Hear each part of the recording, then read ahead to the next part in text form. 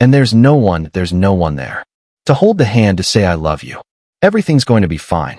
On June 29, 1967, Jayne Mansfield died in a horrific crash near Slidell, Louisiana. Police found her blonde wig, her broken watch, and 3 terrified children in the back seat. But they also found something else, something nobody talked about for years. A handwritten note crumpled between the seats.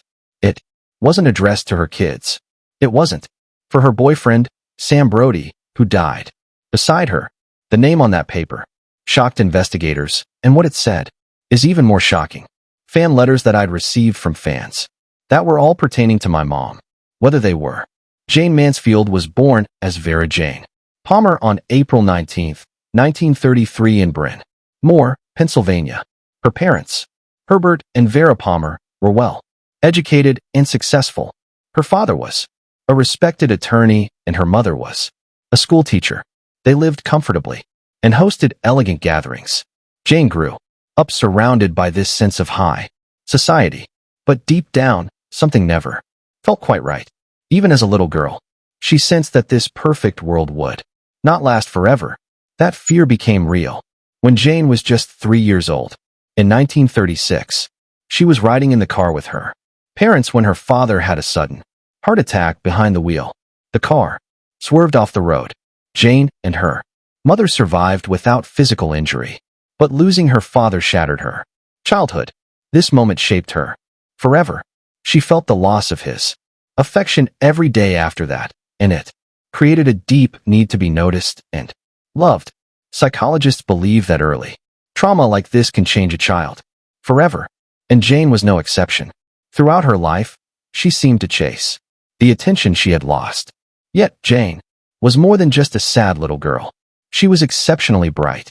Her IQ was 163, which put her in the genius range. Even as a small child, she loved playing the piano and the violin. By the time she was 5, she was already performing classical pieces for family and neighbors. Jayne also loved to read, especially great authors like Shakespeare and Tolstoy. When she wasn't reading, she was acting in school plays.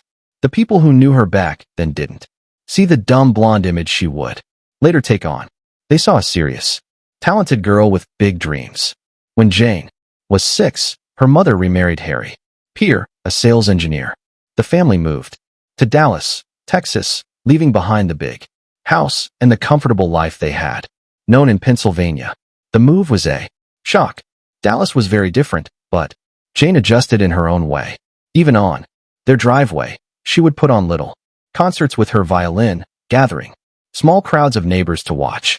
Every moment like this showed her hunger to perform and be admired. Texas wasn't home, but it gave her a stage, and Jayne never missed a chance to take it. By the time Jayne was in elementary school, she was already telling people she would grow up to be a movie star. She practiced signing autographs, mimicked her favorite actresses, and loved to play dress-up. Teachers noticed how easily she commanded attention in school, plays and talent shows. Even at age 12, she was taking dance lessons and acting classes. Everyone could see this was more than a childhood hobby. It was a deep, determined part of who she was. That determination led to a life-changing moment on Christmas Eve in 1949. Jayne was 16 years old at a high school party in Dallas when she met 20-year-old Paul Mansfield. Sparks flew. Right away, they started dating, and just a few weeks after Jayne turned 17 in January 1950, they secretly eloped. When Jayne became pregnant 3 months later, they decided to have a public ceremony. In May of that year, the rushed romance surprised everyone. Yet it was this quick, impulsive choice that set her on a path toward the life she had always dreamed of. When Jayne gave birth to her daughter, Jane Marie, on November 8, 1950, most people assumed her ambitions would fade, but becoming a mother didn't slow her down at all. Even with a baby, Jayne kept going to classes, rehearsals, and auditions. Paul hoped motherhood would keep her focused on home, but Jayne refused to give up her goals. Unlike most teenage mothers of the 1950s, she still entered beauty contests and tried out for acting roles. The tension between her drive and Paul's Expectations started to grow. Jayne soon enrolled at Southern Methodist University and took acting classes. By day, she was a student and a mother. By night, she studied scripts, practiced lines, and chased every opportunity to perform. Jayne appeared in plays like Arthur Miller's Death of a Salesman and impressed critics. Even Baru Lumet, the famous acting teacher and father of director Sidney Lumet, noticed her talent and offered her free lessons. To pay for her dreams, Jayne modeled, sold books, and even gave dance lessons. Every spare hour went into becoming an actress, often behind Paul's back, because he never really approved. When Paul was called up for Army service during the Korean War, Jayne stayed behind in Texas. It was hard, but it also gave her more freedom to focus on her career. Before he left, Paul promised that after his 2 years were up, they'd move to Hollywood. That was the light at the end of the tunnel for Jayne. Even though Paul hoped the promise would tame her ambition, it only fueled it more. In the spring of 1954, Jayne Mansfield decided to risk it all.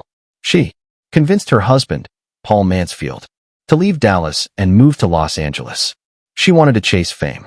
Together with their daughter, Jane Marie, they squeezed into a tiny apartment in Venice. It was crowded. They shared the small space with a great D&E, 3 cats, 2 chihuahua, a pink-dyed poodle, and a rabbit. Jayne did whatever she could to make money. She sold popcorn, taught dance, and modeled. She even took classes at UCLA. But things quickly grew tense. Paul had just come home from the Korean War and couldn't keep up with Jayne's ambitions. After just 4 months, he gave up and went back to Dallas. Alone, Jayne stayed. She wasn't going to stop. In February 1955, she filed for separate maintenance. She was determined to make her name in Hollywood. Jayne's first taste of movies wasn't glamorous at all. In 1955, she appeared in Pete Kelly's Blues as an uncredited cigarette girl, sharing the screen with Jack Webb, Janet Leigh, and Peggy Lee. That same year, she grabbed tiny roles in Hell on Frisco Bay and Illegal. Nobody really noticed her acting, but they couldn't help noticing her looks. Casting directors kept calling. Jayne wasn't going to stand in the background forever. By the end of 1955, she was landing bigger roles, moving quickly from extra to rising star. February 1955 changed everything. Jayne posed for Playboy as Playmate of the Month, showing off her famous curves. The photos shot her into the spotlight and into controversy. The public was fascinated. Playboy's sales soared. Paul tried to use the nude photos against her in court during their divorce, calling her an unfit mother, but judges didn't agree. The scandal only made Jayne more famous. Even though it caused outrage, it gave her something more important: power over her own image. Jayne became a publicity master. In 1955, she staged one of Hollywood's first wardrobe malfunctions at a pool party. Photographers rushed in as her bikini top slipped off. Later, at a dinner at Romanoff's in 1957, she upstaged Sophia Loren with a revealing dress that left nothing to the imagination. These weren't accidents.